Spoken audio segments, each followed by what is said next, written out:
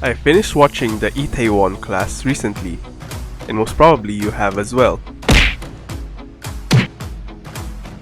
So the show is mainly focused on the main protagonist proacting his revenge on his enemy, who, conveniently, is the chairman of South Korea's largest food company, Jangga Corporation, a Jollibee or San Miguel of some sort in the Philippines. Romance aside, the series caught the attention of business fanatics for the application of a lot of fundamental and key business principles, even if majority is still just fantasy. There's just too many principles at play to discuss with a single video, so we'll narrow it down to some interesting points. So to start out, the stock market, from insurance to billions. The stock market itself is a business. You have capital, you allot time, you consider decisions and outcomes, and it takes precise transaction to achieve something of that feat. Remember that it took the protagonist 7 years and at the same time had a good financial manager to get there. This is not impossible for us, but it would take a lot of studying and effort to achieve it. Next is the capital needed, or how much do you need to start a business? The show didn't specify how much exactly did the protagonist use to start, but surely it is enough. In considering the capital for a business, like stocks, you would need to have something that you'll be ready to burn as well. Take into consideration the current situation where we are mostly in quarantine. The protagonist had been able to set aside, besides the traditional capital for rent, renovation and equipment, the operational expenses for the shop while being forced to close, hiring staff and investing in their skills. Whether you get to hire a novice or an experienced personnel, a manager must always leave room for growth. There are in essence two types of companies in this scenario. A company that would want to fully utilize an employee's skill, or a company that would prefer an empty cup, thus will be trained on hand. Choosing one or the other would fall on what position and responsibility they will be given. But for good or for worse, they will continue to grow either way. Next is when they were breaking out, the transformation of Tampak, looking at staff capabilities, whether it's age, experience, goals, or results. This scenario again may or may not be fictional. There are a lot of startups, let alone full-fledged companies that ran or become successful due to fresh graduates that had pure agendas, compared to companies that hire by competency. To get the grasp of this, you need to learn to interview employees in a way you get to see their limits. I'm sure you've all heard about how Google and Facebook weed out people pre and during their interviews. SpaceX started out by cashing in fresh graduates in a bid to launch an actual rocket. Fundamentals to adaptive marketing, or riding the trends. They were able to utilize trends and social media to grow their market at a fast pace. But if you look how they got there, it is by starting out with the fundamentals, which is giving out flyers in a costume. The show also insisted, through the story of the chairman, that fundamentals are indeed important.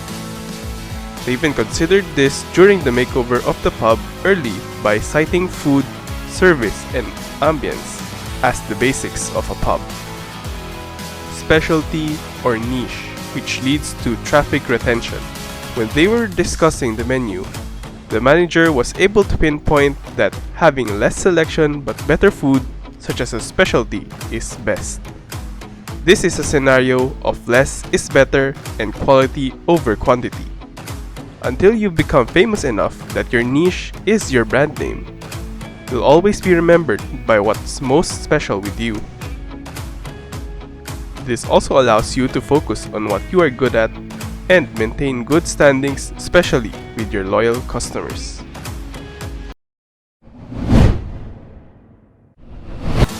So nearing the end of the series, the small pub went through big changes via investments. This gave us more topics to talk about, such as staff flexibility, which may lead to existential crisis. This is a weakness for both IC Corporation and Jangga Corporation. As much as we like to be directly involved with our visions, companies must be built with the notion of flexibility in terms of responsibility. This is also preached by Jack Ma of Alibaba, that the company must run without him. Going back to the series, the chairman visioned the company only to be run by his family. This ultimately became the company's downfall. On the other side of the battle, bulk of the responsibility sat with the manager, and without her, the company will fall. This is also the reason why positions tend to have vice or associates. In case the person is unable or deemed ineligible, a backup would always be ready to carry the responsibility. The position of the vice or associate is not to be an assistant, but must be almost, if not equally capable for the position. Quality retention, especially during rapid expansion. Aside from the fact that IC Corporation expanded immediately, even without finalizing the funds, another problem with the rapid expansion is maintaining both brand image and quality of product or service. A restaurant so famous only to be commercialized via franchising without being able to control quality will just hurt the brand in general. I'm sure most of you would agree that at a certain point, a niche or specialty restaurants, after commercialization, just isn't the same anymore. Exactly as the protagonists say, the company must be slowly but surely be built one branch at a time. Well, until the company would have the capacity to handle the situation. Structure transformation, from flat to the pyramid. This in particular was displayed when the second son of the chairman moved to his father's company after working in Tampam. He went through an immediate shift from a startup-like workspace to a traditional pyramid structure. There are a lot of companies that, on the front end, looks like a flat structure, but looking deeper, it's also using the pyramid. All companies tend to transform their hierarchy into pyramids when they grow in size. And so far, it has been the most reliable, well, except for bureaucracy. That is because even in startups who tend to retain a flat working relationship, certain personalities must take on more responsibilities for the sake of growth. So here are more bonus topics to consider. Loyalty versus fear. Unless you find a super smart employee who's deeply in love with you, I don't think you'll be able to get an employee as dedicated as the manager. This is in stark contrast to the chairman's secretary, who fights his ethics for the sake of money. As he claims in the latter part of the show, "I'm just a salaryman." Another example is the stark contrast of the business principle for both the protagonist and his enemy, the chairman.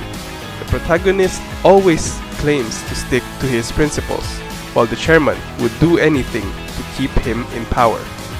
Corruption versus ethics. The show portrayed the corruption, especially in the police system. Money drives the world. Probably, yes. But up to what point? This is where the ethics of an individual would come in. The first leading lady accepted the scholarship and worked for Jangga. The detective stayed silent in contrast to his belief. But at some point, enough is just enough. They both turned against the chairman. But what is enough? That, again, depends on each individual. Prime location versus dying alley. The bulk of the story revolved around two locations, both Tampam.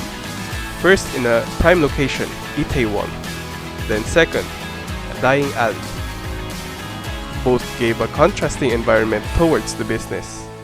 It is like, would you rather rent at a prime location where there are lots of potential customers, or would you want to own your own building at a dying alley and serve only your loyal customers?